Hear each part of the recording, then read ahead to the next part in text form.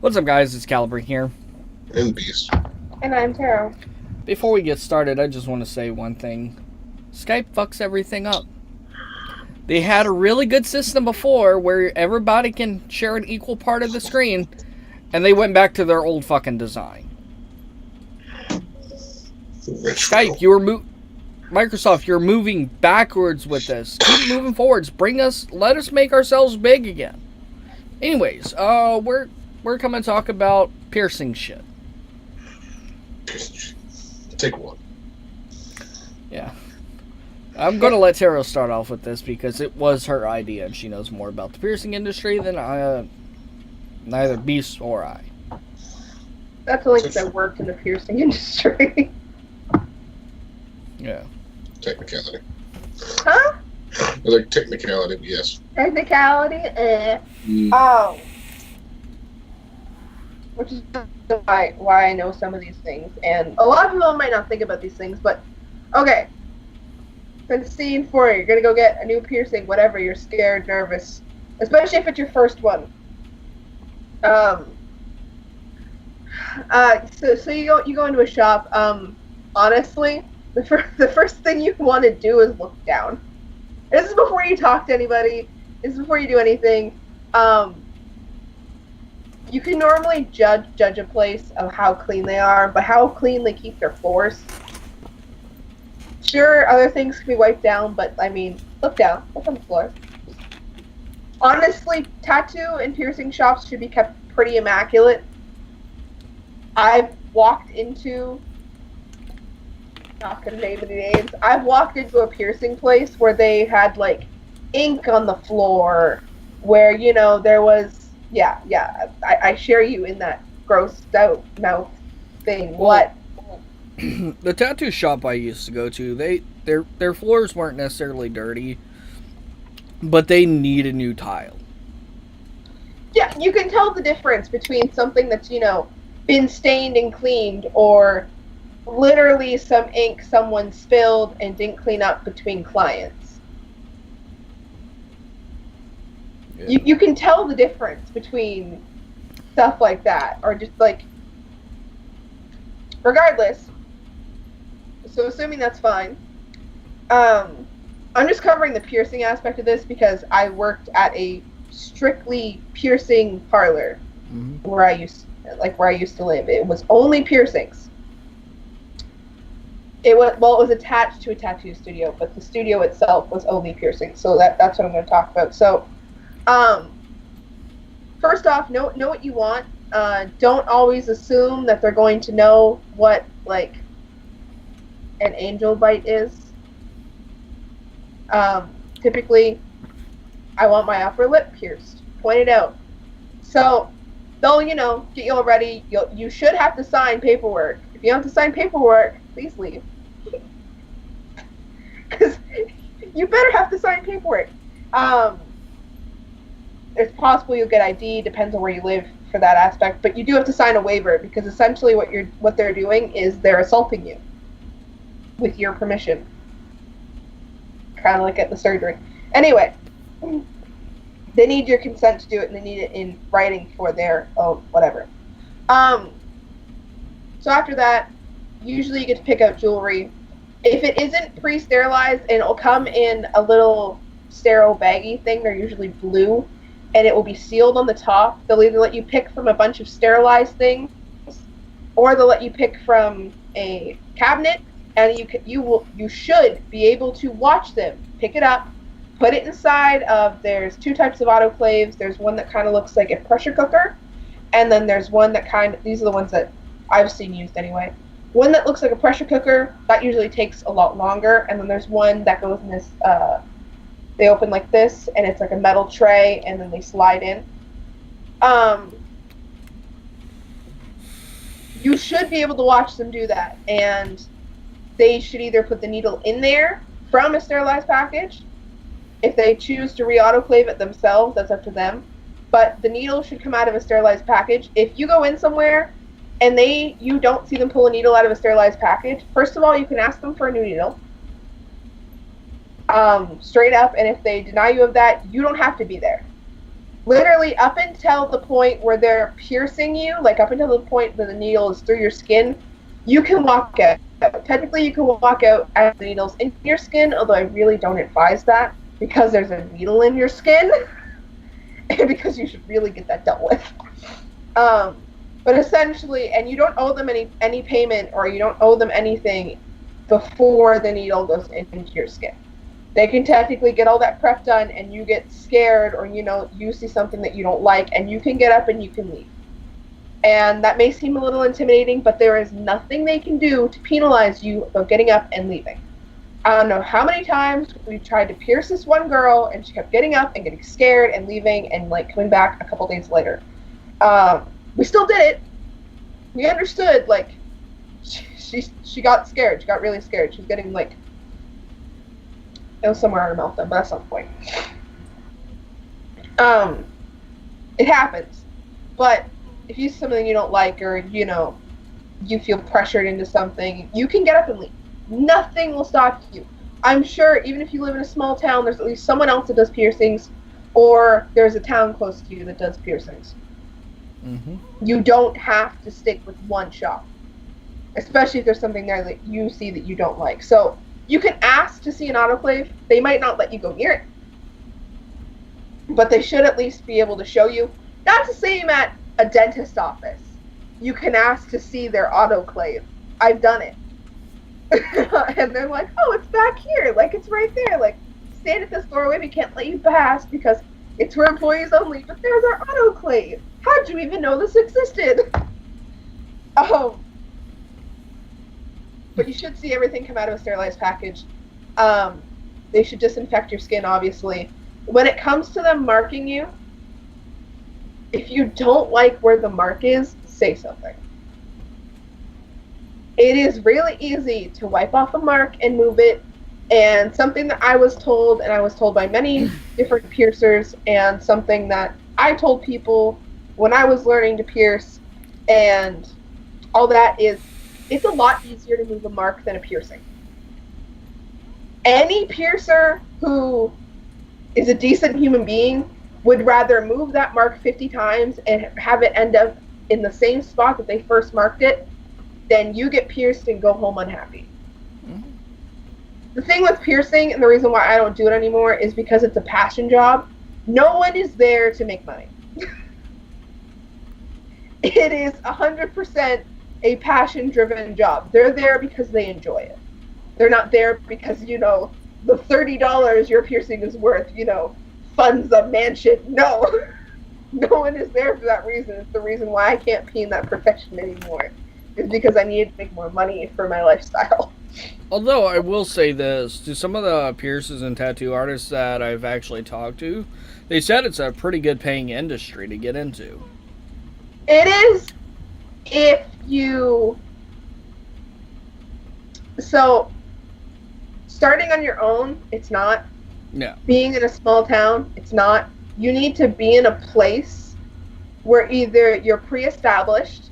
This is why piercing is always attached to tattooing in some way or another, is because tattoos make more money.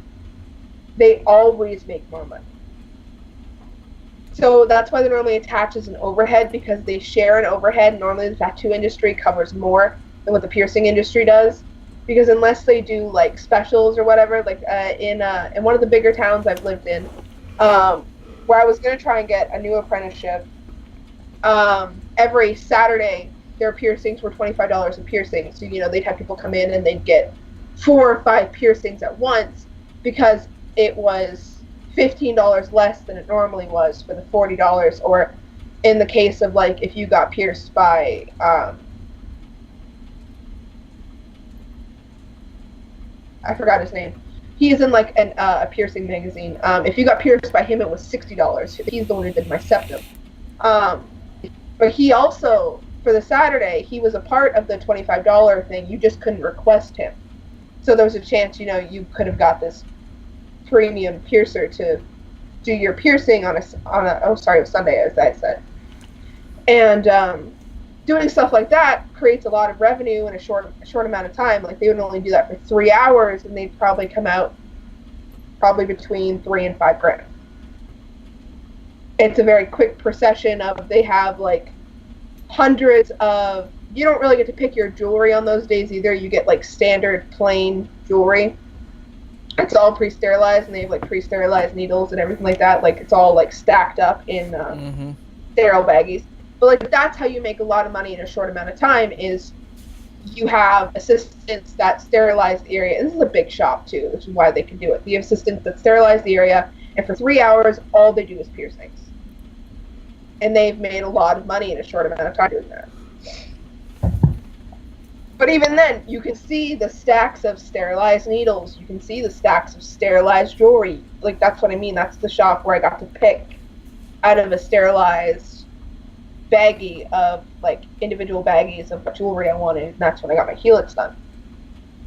But normally anywhere else, if you're picking something out of a cabinet, they have to go sterilize it for you. But if you feel, I don't know, I guess I heard somebody say this once, but they felt bullied by a piercer to get, you know, either a different piercing than what they wanted, or obviously piercers are going to advise you against things. That's kind of their job. I can't get my bridge done. I wear glasses. It would be dumb for me to get right here done when I have glasses that sit there for hours on end. So when I talk to a piercer about getting my bridge done, they're like, do you wear glasses? And I'm like, yeah. They're like, well, that's a really bad idea. And I was like, oh, well, fair enough. Or, you know, talking someone out of high nostrils down into like low nostrils, depending on their profession. That is different than, you know, being pushed into getting more piercings than you wanted, or stuff like that, or going in for your tongue piercing and getting your web pierced because if you feel uncomfortable at any point in time, like I already said, you can just leave. There's nothing keeping you there. Also, don't get soft tissue punched with a dermal punch. Don't clear at me. I didn't do it.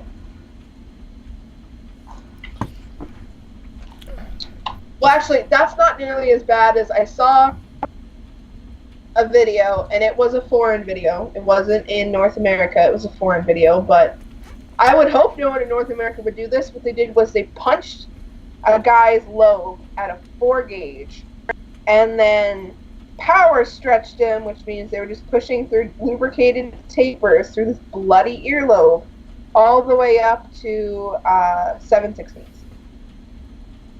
in one go.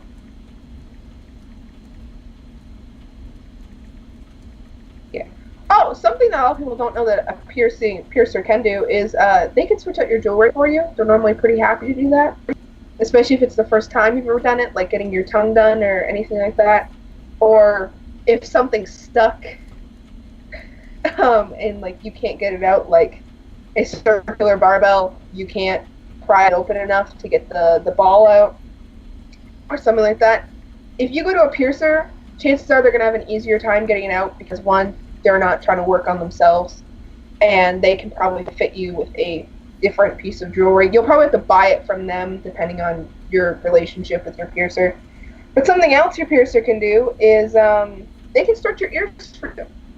If you're worried about stretching your ears, that you're going to like get blowouts or mess up your ears at all or anything like that, you can make an appointment with a piercer, and they can either, some piercers already have tapers there, or they can order tapers in, and they can stretch your ears for you.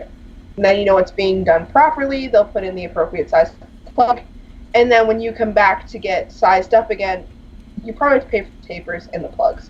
When you come back to get sized up again, they can look at your ear and determine if you should be sized up so that, you know, you're not damaging your ear. Actually, That's say it goes anything else that needs to be stretched, like this, or God forbid your nose. I had a tattoo / piercer wanted he wanted to biopsy punch my ears. Like, nah, I'm gonna do it the natural way. Because I heard it was there was a nickname for biopsy punches, and I forgot it was like a very derogatory name because of what they actually do to your skin. It was a cookie cutter, wasn't it? It was something along the lines, but it was like flesh grinder or something like that. Well, Because it I don't know. just I'm personally, because it tears the not shit out for of it. your ears. yeah, I'm personally not for soft tissue punching, but that's because of. Oh, I've just seen a lot go wrong with soft tissue punching. Obviously, it's your body, and whatever you do to it is your decision. But I don't know. If a piercer ever tells you that it's better to soft tissue punch than to stretch, no, because the soft tissue punch, not only is it permanent, the chances of your ear ever going back to anywhere near its normal size is slim to none. Not only is it permanent, if it's done incorrectly, you have a huge wound in your earlobe now. Ugh. Sorry, the way that I know some people take care of their stretched ears and is some people. Also, if you Yeah. do a biopsy punch, it leaves you no room to stretch further. That's very. It certainly takes a lot longer, or it can. That's very much dependent on your anatomy, how elastic your ears are, how big of a biopsy they used, stuff like that. It because it has like an open edge on the inside, it creates room for pockets for like keloids and stuff like that. Yeah. I see those eyes. Yeah. That's the eyes of shame. Because what a keloid basically is it's a pocket of healing fluid, and you can sometimes drain them, and there's an entire treatment process about fresh ones, and then really old ones they kind of have to be like cut off, unfortunately. But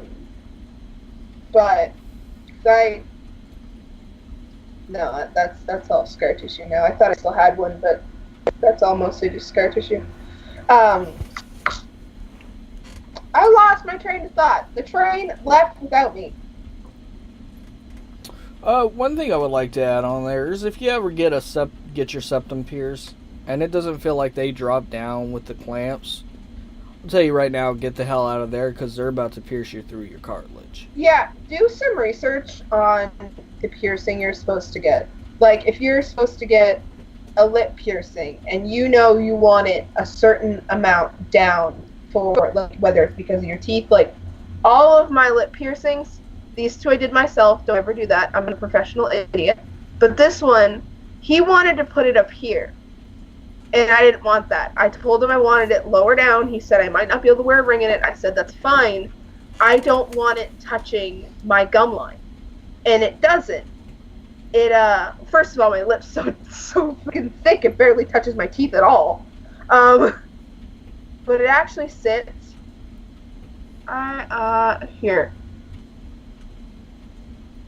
It sits more against my web than it does my gum line, and it was the same thing with my tongue. So my tongue was an issue because it's actually pierced crooked, and that'll happen a lot with tongues.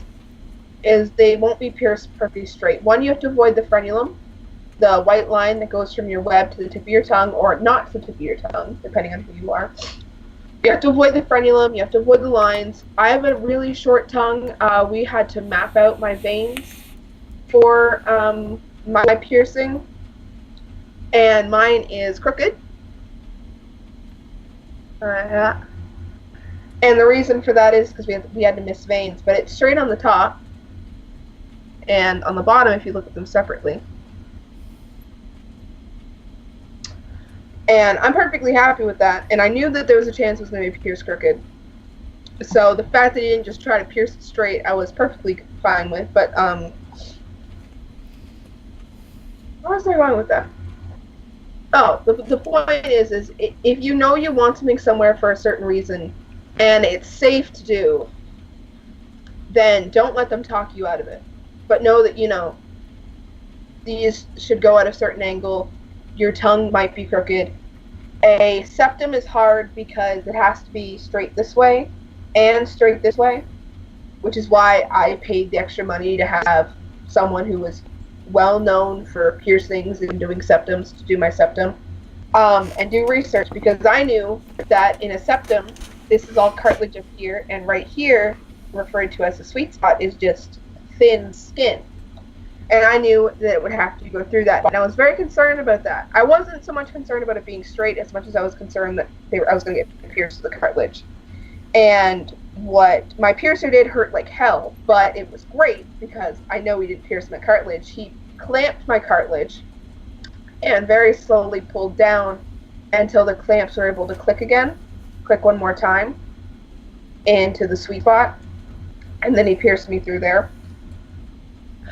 But, you know, stuff like, if you're, and I don't advise it because they're a pain in the ass, but if you're going to get your cheeks pierced, you should do your research and know where you should get them pierced, because if they get pierced too far back here, you're going to end up with a hole through your salivary gland, and that hole will never close. Never, even if you take them out. So, it's actually roughly around here, right where natural dimples would occur, right around here is where you'd want them done. And they should feel around, depending on your piercer, depending on how confident they are, they should feel around for them, but have some kind of idea. Talk to people who have used the piercer beforehand. The internet's a great resource for that. Look at different reviews, you know, talk to them beforehand. You can have a short conversation with your piercer before they pierce you and be like, hey, what are you going to do? How are you doing this? It should be an open, fluid communication of, where'd this come from? Is this autoclaved? You know, this, that, you know, what should I expect? What are you going to do? And that can be hard if you're nervous, but they're necessary things that you should do. In my hometown, there was a tattoo piercing place that kept getting shut down because they kept... they gave Lyme disease to some people. Oh. Yeah, the dirty shop that I was telling you about, yeah. Yeah, horrible. I think this should go without saying. Stay away from tattoo shops that'll tattoo or pierce a drunk person. Because if they do that, then they don't give a shit. Yeah, honestly. Also, don't get pierced or tattooed while drunk. Don't do that. Not a good idea. Don't do it. I don't know the exact complete science behind it, but I know at least the shop I went to, they don't tattoo or pierce drunk people. No. They also don't tattoo or pierce diabetics either. That's a health reason for the person with diabetes. Yeah. But yeah, I'm sure I've missed some things in there that I just don't think about anymore. Before we go, I do want to say some of this stuff can be applied to tattooing as well, as such as the autoclave thing. Yeah, you know, a gun should... not a gun. I call them tattoo guns, but it's only because, like, my stepdad is a tattoo artist, and he's, like, older, so that's what they used to call them, but they're called tattoo machines. They should have a cover on them. There should be a cover on the cord. You know, you should never see any ink being put back into a bottle, ever. I mean, ever. The ink should... You should never see a needle go into a bottle, and they should go into little cups. Little tiny cups about this big. Yeah. They're so cute. Yeah. But... trying to think if there's anything else.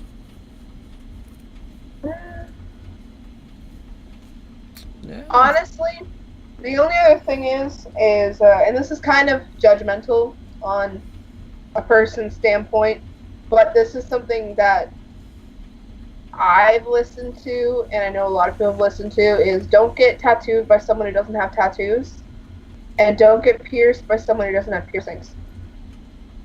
Now, I'm not saying that a person, you know, couldn't have taken out their piercings, but you can normally see the scars, especially if they're facial piercings.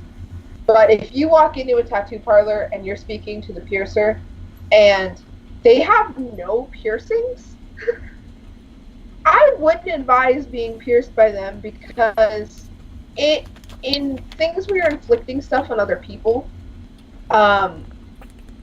you want to know what it feels like yourself. Because you want to know if you're hurting them or, because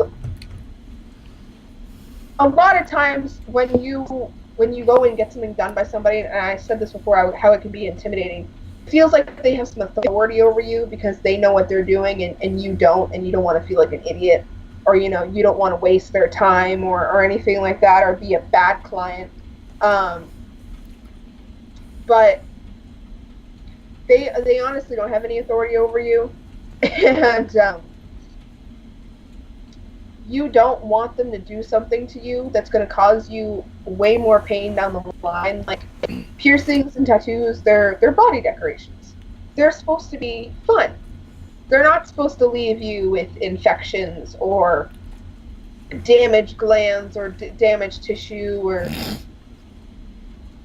Oh. Also, while we're on this topic, as a little footnote in big capital letters, never, ever, ever get pierced by a gun. In the lobe, in the cartilage, the little freaking clicky, stupid whatevers. If you walk into a tattoo shop and some idiot pulls out a little plastic thing that's gonna click onto your ear, just leave. Just run away. Forever. Never turn back. Don't get your ears pierced at Claire's. Don't get your cartilage pierced at Claire's. Just don't get me started, please. Guns have a higher chance of shattering your cartilage. I know, but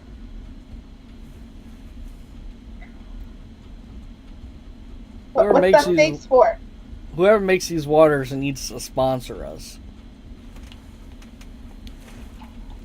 But anyway, I think I'm done right there. Yeah, I think that's pretty much it. Although I do want to add something on to there's a perfect example that I can compare, like the whole person being tattooed and piercing. You remember how you said so they know what it feels like? Well, the same instances actually go for carrying a taser. They recommend you to get tased by a taser before carrying it, so you know what you're giving that other person. Oh yeah. But it's a very crude comparison. It makes no sense at all. Well, it is. Another reason that you don't want to be pierced by someone who doesn't have piercings or tattooed by someone who doesn't have tattoos is it's also a love for the industry, right? Right. Like I already said, piercing is a passion. It's considered a passion job. That is what it is categorized. It's not a high-paying job. It's not something that, you're going to get special recognition for. It's something you go into because you like it. Yeah. And if you're going to get pierced by someone who doesn't have any piercings themselves, then why are they in the industry? Makes no sense. And again, not saying that a person hasn't tried. I mean, you can have that conversation and make that determination for yourself. I'm not saying it's a gigantic red flag, but it's just it's kind of like a little question mark that appears above your head with an exclamation point. You're like, what? You're trying to talk? We can't hear you if you are. Oh, okay. Anyway. Yeah, I think that's pretty much it. Anyways, guys, if you enjoyed the video, leave a like down below. Don't forget to comment, share, and subscribe. Don't forget to hit that notification bell to be alerted when we upload new videos. Anyways, guys, this is Storm Family signing out.